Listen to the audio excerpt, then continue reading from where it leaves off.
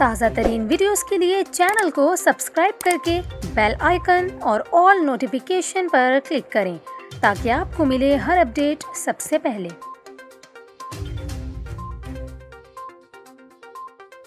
और अभी आपको कराची से अच्छी खबर दें, जहां शहरियों का इंतज़ार ख़त्म हुआ। हुकूमत ने इसी माह ग्रीन लाइन बस चलाने की खुशखबरी सुना दी। वफाकी वज़ीर असद उमर ने समाजी राब्ते की वेबसाइट ट्विटर पर बयान जारी किया, जिसमें उन्होंने कहा कि वज़ीर-ए-आज़म इमरान खान इस महीने 10 दिसंबर को कराची के पहले जदीद तरीन ट्रांसपोर्ट सिस्टम का इफ्तिताह करेंगे।